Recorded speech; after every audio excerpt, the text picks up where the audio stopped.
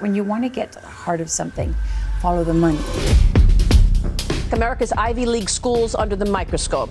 Elite universities are selling themselves, and look who's buying. These are governments that are hostile to the United States. Both Harvard and Yale are among the colleges under investigation for failing to report hundreds of millions of dollars in foreign gifts. Saudi Arabia gave $20 million to Georgetown and to Harvard. This money should be utilized to lessen the burden of tuition on students, but it's rarely used for that. When this amount of money is coming in from a foreign government, my first question is why?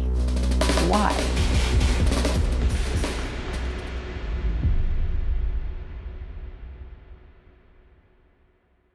It's one of the hidden secrets about foreign influence in America. Just about the entire Ivy League taking money from a foreign government. And it's gotten to the point now where the funding has ballooned. What organizations like the Clarion Project have been able to cover is that there have been over $12 billion since 2012 worth of funds from foreign governments that are flowing into the country. The countries that are donating the most money to American schools are countries with terrible human rights records. Since 2012, Qatar donated $2.9 billion, China $1.2 billion, Saudi Arabia $1.1 billion, United Arab Emirates $469 million, and Russia $137 million. And that's just the amount that's been publicly declared. Most of the money is not declared by the schools. I want to focus on Yale in particular because it supposedly filed no reports at all for any of the gifts that it did get. Academic institutions just are fundamentally and inherently dishonest when it comes to the money.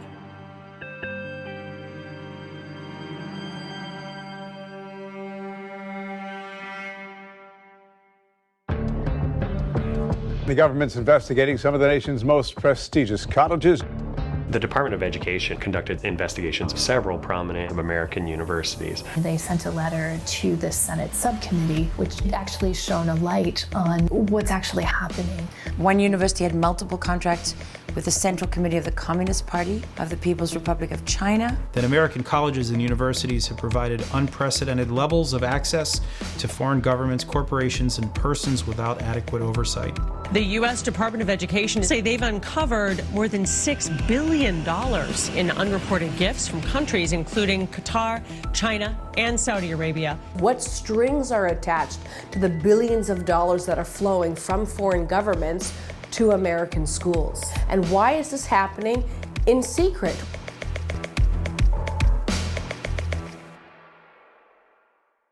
You know, I don't think we all need to get into our defensive crouches. You know, we're in a globalized world, and universities have relationships all over the world. And I think generally this is all a good thing. But there are always questions that should be asked. You know, who is giving this money and why? And are there strings attached? Our academic institutions are being bought by foreign interests. And it'd be one thing if it were Western governments. It's another when you see foreign governments that are at odds with U.S. interests buying up influence. When you have foreign funding, obviously it comes with an agenda. Nobody gives billions of dollars to set up a chair in Islamic studies at a university without the explicit intention of influencing the mindset of the students. The strategic goal of a country who's pouring millions or billions of dollars into universities is to affect U.S. policy in a number of different ways. They're trying to influence the minds of the next generation of congressmen, the next generation of lobbyists, the next generation of media, PR professionals, you name it. My name is Raheel Raza. I'm a practicing Muslim, president of Muslims Facing Tomorrow. About 3 years ago, I gave testimony to the U.S. Congress. Remove foreign extremist funding from American campuses. Why should our educational institutions be warped with a foreign ideology? And this is where Western governments and Westerners sometimes have difficulty grasping what the reality is, and that there is an agenda that is coming on the backs of these petrodollars. Concerns are rising about China's influence over academic freedom at American universities. China has given almost $1 billion to America's higher education system. Big part of that funding goes to run what are called Confucius institutes. Their purpose is to teach Chinese language and to put on cultural programming. There are 66 Confucius institutes at American colleges and universities, and over 540 worldwide. But there's been investigations into whether those Confucius institutes are bringing more than just education courses. Tonight, there's concern about a Chinese propaganda education program. It's called the Confucius Institute, and lawmakers say that it's run and funded by the Chinese government. They pick the curriculum, pick guest speakers. Critics say that means China controls the narrative of the Confucius Institutes and can shut down opposing viewpoints. Confucius Institutes have been under fire for years for suppressing free speech and promoting a slanted perception of Chinese history, among other things. They eliminate certain information from classrooms, for example, like the Tiananmen Square massacre and the Hong Kong protest. They're changing the way that our students learn about China. This is a foreign country paying to influence students on U.S. soil. 孔子学院很多人都在问我，你是这个软实力的重要组成部分什么的？因为我们想扩大我们的这个影响。And what that means is they have almost a permanent footprint in the U.S. system. They're also trying to steal sensitive technology. There are open espionage investigations involving China, now get this, in all 50 states, in high-tech, agriculture, and academia. The Chinese government has been very effectively stealing America's trade secrets, for generations. Of the nearly 5,000 active FBI counterintelligence cases currently underway across the country, almost half are all related to China. America's world-class university system has become a soft target in the global espionage war with China. One of the most high-profile cases recently was that of Professor Charles Lieber, the chairman of Harvard University's chemistry department, arrested by FBI agents, charged with lying about more than $1 million in payments from the Chinese government. A Chinese medical student studying at Harvard is in custody right now. Two Chinese-American professors have been fired after failing. A researcher accused of concealing his ties to China. We're estimating about $500 billion a year in economic loss just from the country of China. With the protests and unrest in Hong Kong, and with the Uyghur camps. Since 2017, up to 1 million Muslim Uyghurs have been placed in what some call concentration camps. You have to ask yourself what kind of human rights violations are occurring there that we might be overlooking. We are seeing the biggest internment probably since the end of World War II. Activists say Beijing has done that to try to eliminate Islam within its borders. China's crackdown on dissidents is now being described as the cruelest in decades. And so the next time there's a revolution and people are massacred and they hunt down activists and drag them from their beds and they turn up in a river with their hands bound, you're going to say, well, that's got nothing to do with me. Good luck with that. I mean, if you sleep well at night, then that's who you are.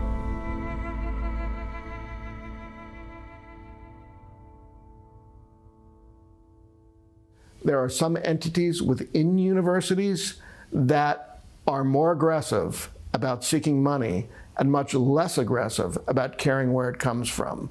The MIT Media Lab, in retrospect, is certainly one of those. Despite the scrutiny, the Massachusetts Institute of Technology has extended its partnership with the Russian research institute Skaltech, though that cooperation has raised U.S. concerns ever since it was launched. We found that MIT received over $83 million from Russia. About half of that came from a Russian official who has been sanctioned for his involvement in Russia's malign activities around the world. Viktor Vekselberg is a Russian billionaire who is quite close to Vladimir Putin. The Russian oligarch was sanctioned for his part in helping to, quote, destabilize Western democracies. U.S. intelligence officials fear the Russians are using Skolkovo for nefarious purposes. Russia, it's well known that they have a long-standing information operation to try to influence Americans. The world woke up to the reality of election meddling when Russia was exposed for interfering in the 2016 US election. There is no serious dispute that malign foreign actors like Russia are working to subvert our democratic processes and sow chaos in our political system. And so when we see the Russians buying up influence in our education system, it does raise a lot of eyebrows.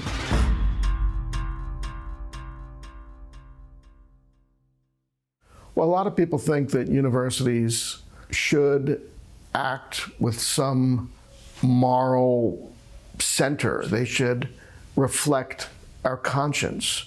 That is specifically what most universities do not want to do. You know, they may have Latin phrases that talk about, you know, doing good in the world and so forth, but they are huge corporations and they are loath to do that. The reality is that colleges in the United States today like to have flashy campuses. They like to have big programs, and that costs money. U.S. universities are facing new scrutiny over their close ties to Saudi Arabia.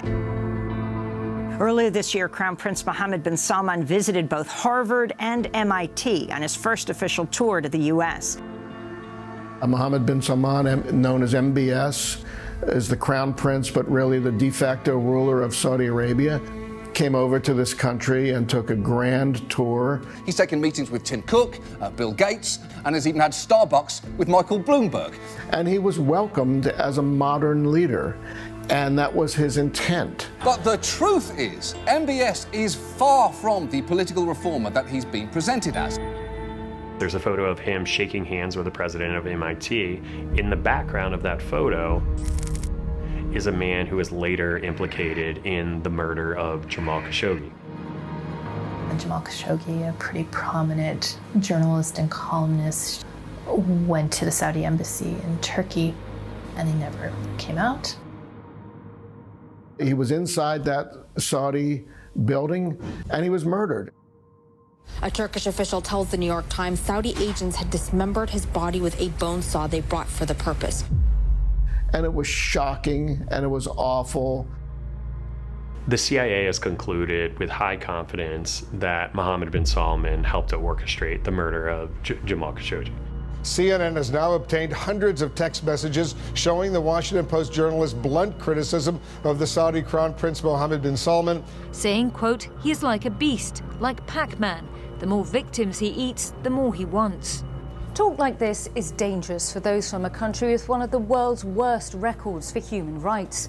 But even before the Khashoggi incident, the Saudis were and are involved in a war in Yemen and are very credibly accused of war crimes. The Saudi campaign of airstrikes has been catastrophic. The man MIT is hosting has created the worst humanitarian crisis on Earth. When bin Salman visited the United States in the spring, students were protesting it and condemning the visit and condemning the way that MIT and Harvard greeted him as a kind of reformer as opposed to the war criminal that he is. When he comes to a campus like Harvard or like MIT, that provides him with a level of legitimacy that I don't think he would otherwise have. You know, they want the prestige. They want the halo effect from being associated with these institutions.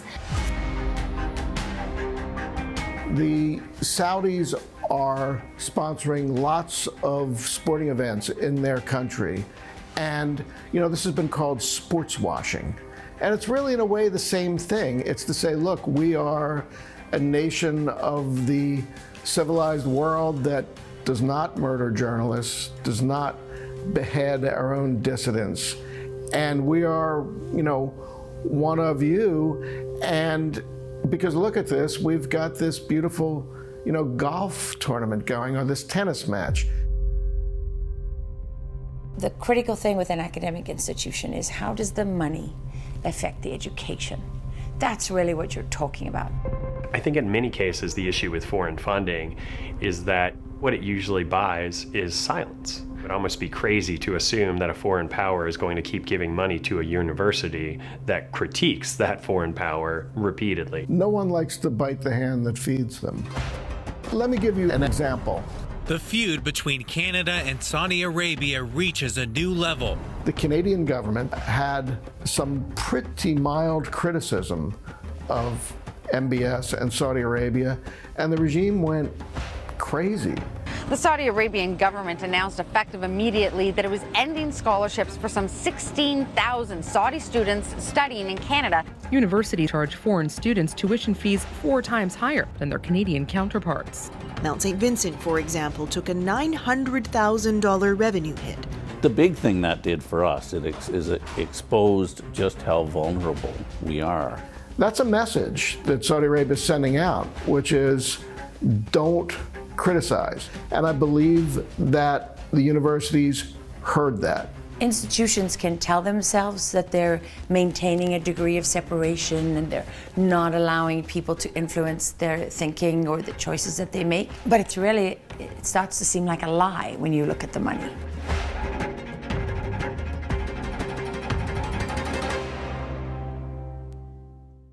If you're a parent and your child is going to a university, you can't really know which foreign governments are at least partially helping to fund that education.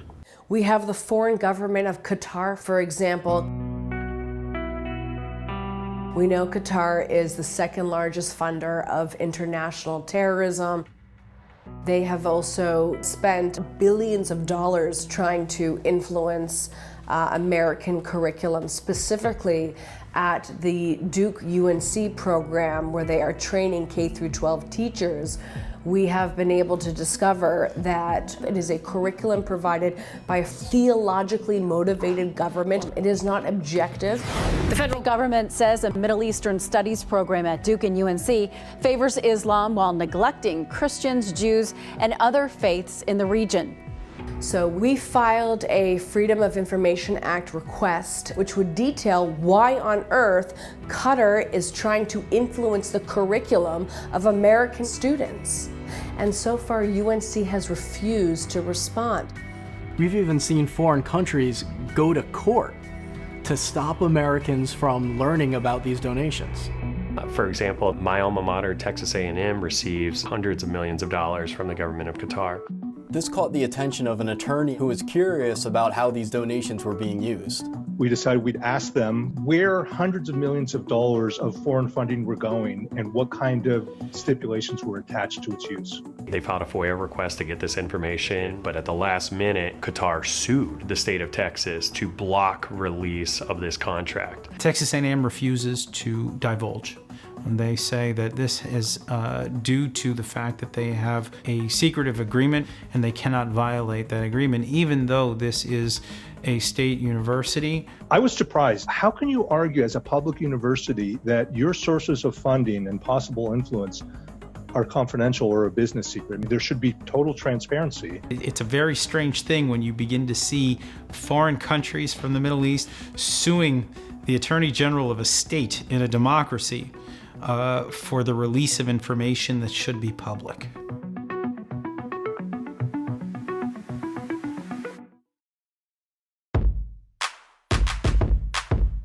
Hi, welcome to NYU Abu Dhabi.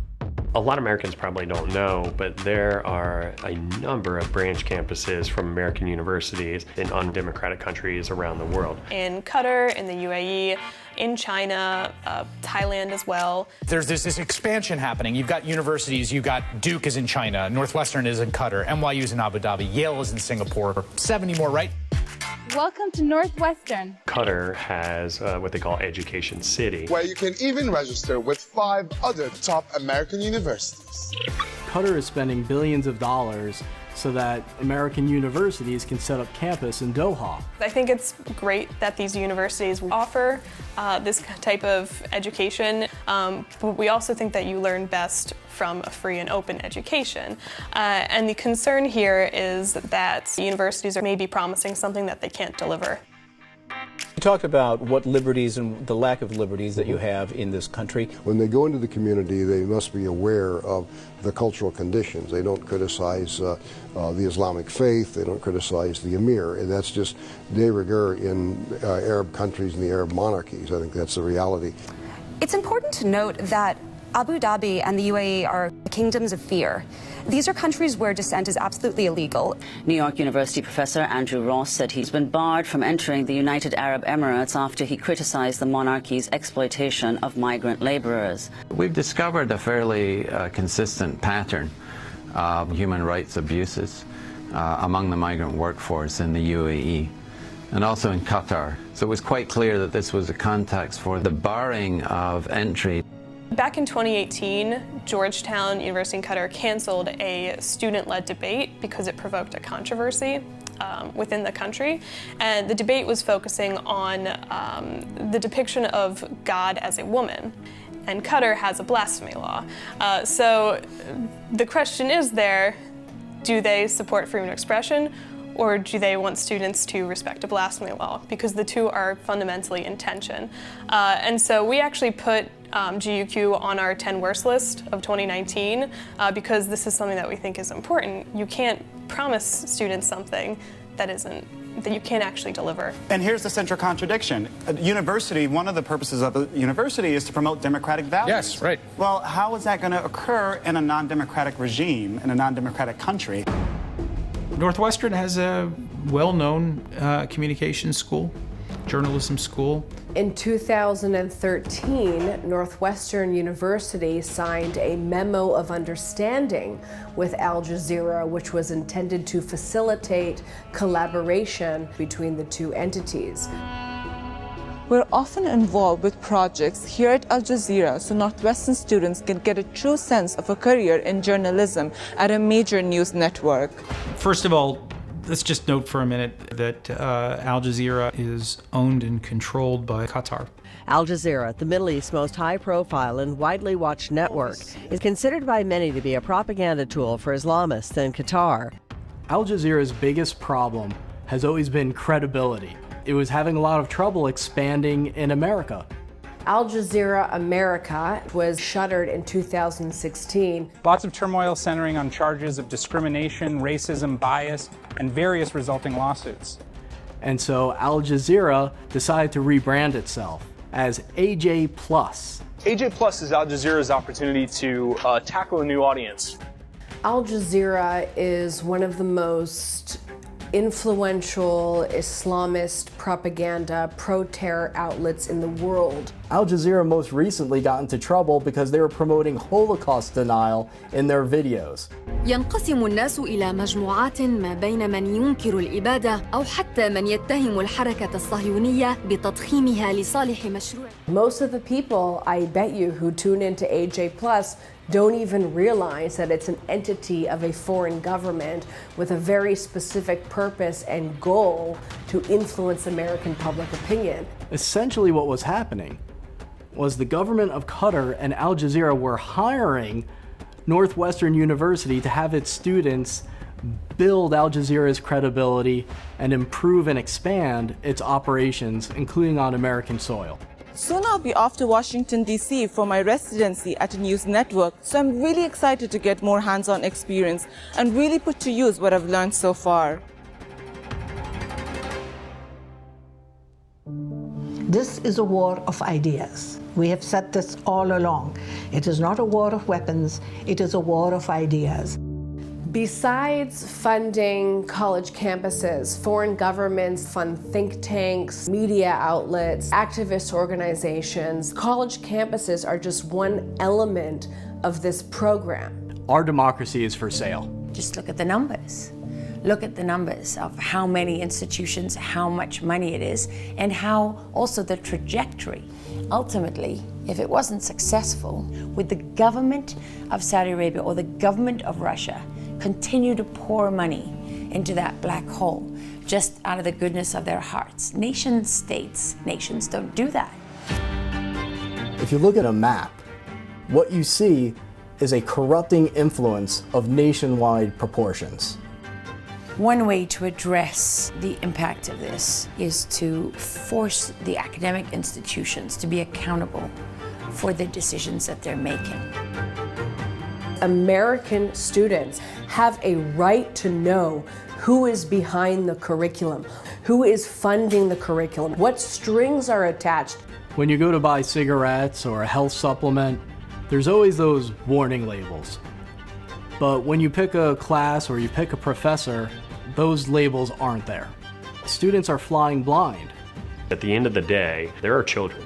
They're the future of this nation. As a mother and as a mother bear, I want to safeguard everything that is so pure and valuable about the society that we live in and the values that we have. I don't want my daughter growing up without the same choices and the same freedom that I have had.